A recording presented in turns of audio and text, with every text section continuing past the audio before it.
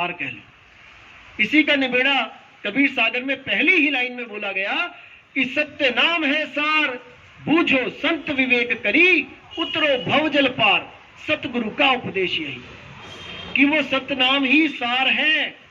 अगर कोई ये कहे कि सतनाम और सारनाम अलग अलग है तो उसको अभी पता ही नहीं कि सतनाम है क्या चीज। जैसे जल, वाटर, पानी, नीर, तोए, ये कहने में 5 हैं लेकिन ये एक ही है।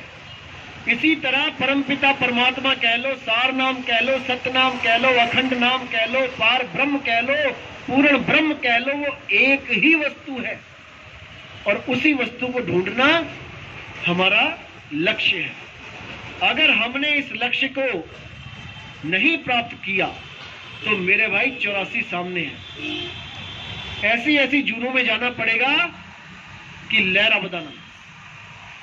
उसी 84 को काटने के लिए हम गुरु धारण करते हैं, क्योंकि बंदी छोड़ में क्या बोला है, जिसने एक बार गुरु को धारण कर लिया और वो मर्यादा में टिक गया उसकी 84 काट दी जाती है।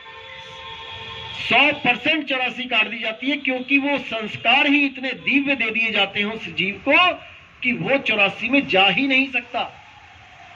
जैसे आप इंजीनियर, डॉक्टर हो जाओ, बहुत बड़े इंसान हो जाओ, बहुत पढ़े लिखे कोई ओहदा मिल गया तो आप छोटी मोटी जगह पे जाओगे भी नहीं।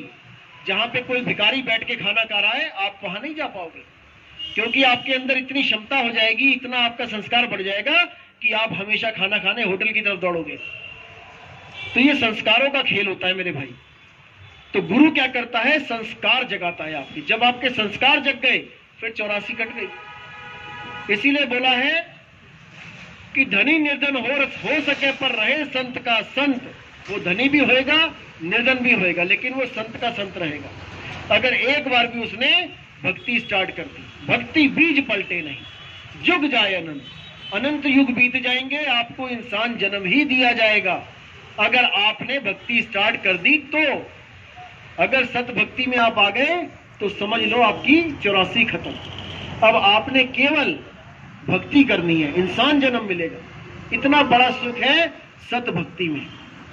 लेकिन कोई कहे कि देवी देवताओं के नाम जप के आपकी 84 कट जाएगी तो नहीं, अरे वो तो खुद 84 में आ रहे हैं। उनके अवतार देखोगे, सुअर का भी अवतार है, मछली का भी अवतार है, कछुए का भी अवतार है, वो तो खुद 84 में जा रहे हैं। उनके नाम जाप करके आप कैसे 84 कटेगी? नहीं कटेगी। 84 काटने के लिए कर्ता पुरुष, सत करतार, सत नाम, उस बंदी छोड़ का नाम लेना पड़ेगा भाई, तब बात बनेगी। अन्यथा कुछ नहीं होने वाला, कुछ भी नहीं होने वाला। तो अब समय आ रहा है धीरे धीरे कि वो सत्य का प्रचार हो, वो डंका बजे बंदी छोड़ का। और उसके लिए हम पूरी तैयारी भी कर रहे हैं, जीवों को जगा भी रहे हैं, और आप लोग भी कितनी मेहनत कर रहे हैं, प्रचार भी कर रहे हैं, सब कुछ कर रहे हैं। लेकिन सब कुछ करते हुए एक लक्ष्य हमेशा रखना है कि पहले आपने तैरना है, दूसरे को बाद में बचाना है।